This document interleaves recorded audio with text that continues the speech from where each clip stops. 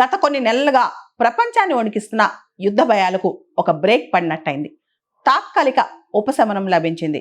America Iran మధ్య ఒక framework for piece deal కుదిరింది. తాత్కాలికంగా అమెరికా ఇరాన్ మధ్య జరుగుతున్న యుద్ధానికి బ్రేక్ పడింది. ఈ శుక్రవారం అంటే జూన్ 19వ తారీఖు జెనీవాలో మళ్ళా కూర్చుని అన్ని డిస్కస్ చేస్తారంట. ఆ డీల్కి సంబంధించి పూర్తి స్థాయిలో వివరాలు బయటికి రాలేదు, కానీ అతి త్వరలో అంటే శుక్రవారం తర్వాత స్ట్రైట్ ఆఫ్ హార్ముజ్ ఓపెన్ అయ్యే అవకాశం కూడా కనిపిస్తుంది. దాంతో ఈరోజు స్టాక్ మార్కెట్స్ కాస్త పుంజుకున్నాయి, ప్రత్యేకంగా ఏషియన్ స్టాక్ మార్కెట్స్. అంతేకాదు క్రూడ్ ఆయిల్ ధరలు కాస్త తగ్గి $84 పర్ బ్యారెల్ అయిందనమాట. ఇవన్నీ గమనిస్తే ప్రపంచం వల్ల కొత్త హోప్లోకి వెళ్ళిపోతుంది.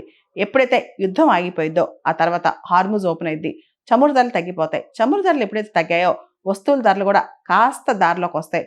దాంతో ప్రపంచం మొత్తం ఊపిరి పీల్చుకుంటుంది అనమాట.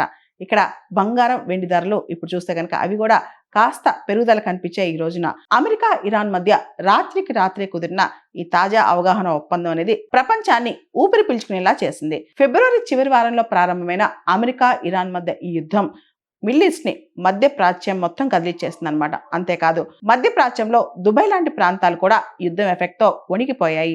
అంతేకాదు ప్రపంచ ఇంధన రవాణాలో సుమారు 20% వాటా ఉన్న హార్ముజ్ జలసంధి మూసివేత అనేది ప్రపంచాన్ని భయభ్రాంతులు గురి చేస్తుంది అనమాట.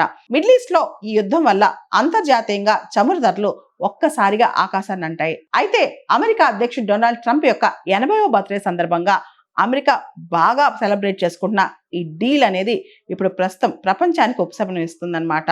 అమెరికా పర్స్పెక్టివ్ లో చూస్తే ఇరాన్ తో ఈ డీల్ కుదరటం వల్ల స్వదేశంలో అంటే అమెరికాలో గ్యాస్ ధరలు బాగా పెరిగిపోయినాయి. దీంతో డొనాల్డ్ ట్రంప్ మీద రాజకీయంగా అమెరికాలో తీవ్రమైన ఒత్తిడి ఉందన్నమాట. సో ఈ డీల్ వల్ల డొనాల్డ్ ట్రంప్ ప్రభుత్వానికి ఊరట వచ్చినట్టయింది. అయితే పూర్తి స్థాయిలో ఈ ఒప్పందంలో ఇంకా డీటెయిల్స్ బయటికి రాలేదు. ఈ శుక్రవారం అంటే జూన్ 19వ తారీఖు ఈ ఒప్పందం బేస్ చేసుకుని టెక్నికల్ గా ఇంకా ఎలా ముందుకెళ్లాలనే దాని మీద అమెరికా ఇరాన్ కూర్చుని వాళ్ళు సెటిల్ చేసుకుంటారంట.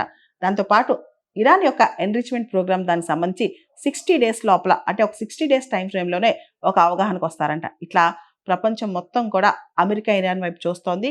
యుద్ధం ఏ విధంగా ముగిస్తారు, హార్ముజ్ జలసంధి ఏ విధంగా ఓపెన్ చేస్తారు అనే దాని మీద ఉత్కంఠ నెలకొంది.